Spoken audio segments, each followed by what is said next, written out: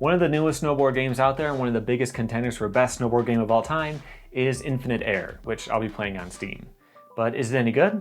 Let's take a look.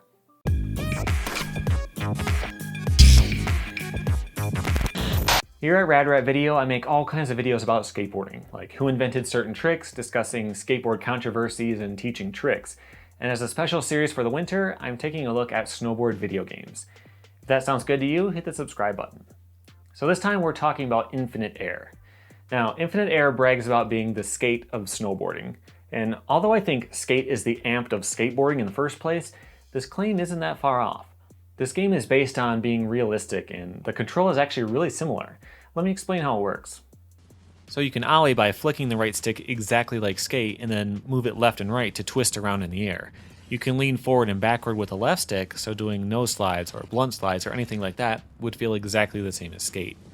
You also grab with the triggers, which are your right and left hand. There are different grabs in skateboarding, of course, and a lot of two-handed stuff too, but the way that it works will feel really familiar to anyone used to skate. But the similarities end there. Just like Snow and a few other sim games, one of the biggest things you'll need to learn in Infinite Air is the wind-ups.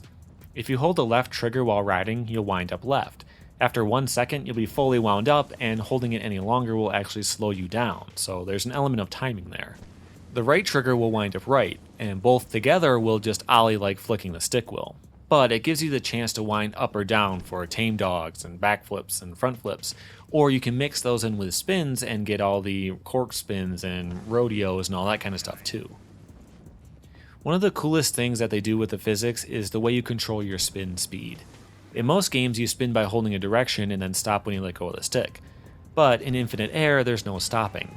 It lets you cheat a little bit, but it's mostly legitimate physics. Once you pop off of the ramp, you spin automatically based on the amount you wind up. But the speed that you spin is based on how much you crouch and what grab you did.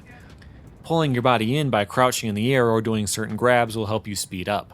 Other grabs will make you wider and slow you down. So a successful long jump might look like this. Wind up as much as possible and start spinning like crazy. Once you start to get close to the ground, you can let go of the grab to slow down a little and then twist at the last second and land straight. Even without a direct control of the spin, there's still a lot you can do to determine whether you'll make it or not, and I really like that. They do cheat a little bit with the physics though. Let's say you do a straight spin out of the end of a half pipe. The game will level you out automatically and make sure that the trick is landable. This helps a lot. In other sim games like Amped, you would have to plan for any change in the angle and try to add in just the right amount of front or back flip to make sure you land flat. But with the really complicated controls of Infinite Air, that would have been too much of a pain, so they take care of that for you. Considering how long some of the runs are and how important it is to land clean, this is a huge help.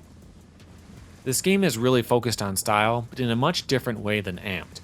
In that game, you spin slower and more controlled to gain style points, but in Infinite Air, it's all about the landings.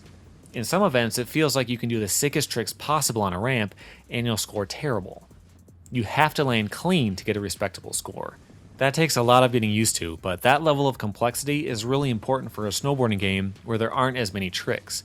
It would be too easy to just throw a crazy spin and hold a grab the whole time. And the style is a lot more important than they let on. The only way to get a multiplier going is to keep landing tricks clean. That will increase this gauge over here, and it's your only chance of beating high scores in the later levels. The game never tells you that though.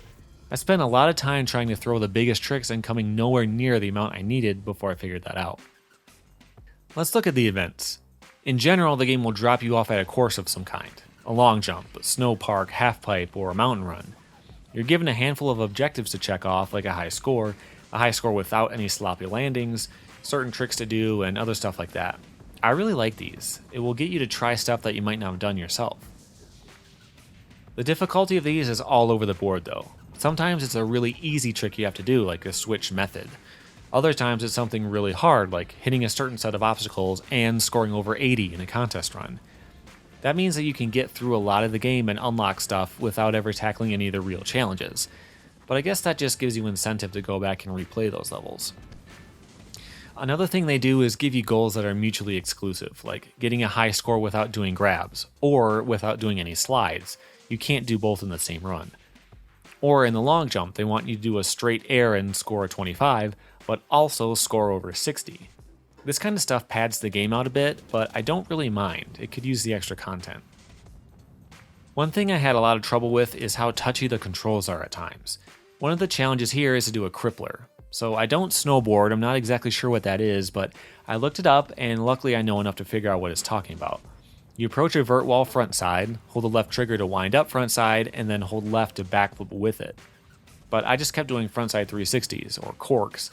It took a million tries to eventually do one that counted, and the game didn't even call it a crippler. And since it wasn't a half-pipe event, I only had a couple of chances to try it in the run. This doesn't happen too often, but it's something to watch out for. And there's a decent chance you'll get stuck on stuff from time to time too. I don't think there's a way to reset your position either, so you'll have to restart the run if you can't ollie your way out. Another kind of event is the pro challenges. In a lot of games, you're trying to impress the pros to get sponsors, but this is actually the opposite. You're trying to impress them so they'll join your team. Then you can play as them in the game if you want.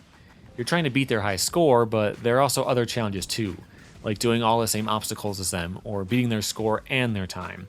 Those runs are always really long and a lot of fun. Even though I unlocked some pros, I mostly stuck to my created rider.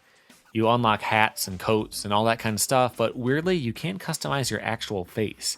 You have to wear a face mask. It's not a big deal, but it comes across as kind of lazy to me. Like they didn't want to make every possible race and skin tone and stuff like that, so they just covered it up and kept it neutral. Ollieing onto rails is really hard sometimes too. You hold the stick down and then pop it, and nothing happens. I had a lot more luck doing nollies for some reason. But every now and then a trick just won't work. You'll wind up, ride up the jump, let go, and just fly straight. It happens less and less as I get more of a feel for the game, but I don't think it should happen at all. You have to jump a lot earlier than it feels like you should have to. Another cool thing you can do is make your own runs. I don't really have the patience to try to take this seriously, but if you look on YouTube, there are a lot of people making crazy stuff. I just made a giant ramp so I could do huge spins off of it. You can smooth out the snow, grade it, drop in ramps and rocks and whatever you want. It's definitely really cool for those who are into doing this kind of stuff. So a while ago I said AMP2 was the best snowboarding game of all time. How does Infinite Air compare to it? Well, the engine of the game is really good. The feel of doing tricks, the realism, and the physics are all great, but there's just not as much to do. In AMP, you've got high scores, but you also have to try to do tricks by the camera guys for media points. You've got to hunt down snowmen and find gaps, but then there's also contests with different events, plus you have photo shoots and sponsor events and even snow skating. That game is just packed with content. But Infinite Air, well, there are only a few objectives per area, and you could finish the whole game in a couple of days if you're really good. And if you're like me and you aren't a big fan of creating mountains and playing online and that kind of stuff, then that would be all there is to see. That said, this is not a full-price game. It goes for about $30, but it was only $20 on Steam when I picked it up at the end of December. And for that price, it's absolutely worth checking out.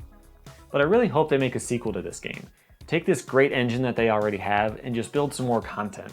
More mountains, more events, an expanded character creator, and then put that out at full price. I'd be gladly willing to pay that. Have you guys played Infinite Air? Let me know what you thought about it in the comments. I'm going to cover a few more snowboarding games this winter. Look for those on Wednesdays, maybe every other week or so. It just depends how quickly I can get my hands on some of these games that I want to try. If you like this video, hit the like button and subscribe to see more videos, main skateboard stuff on Tuesdays, Ask Radrat throughout the week, and some of the special features here and there. You can do that by tapping the logo on the screen. But until next time, here are some more videos of mine that you might like. Thanks for watching.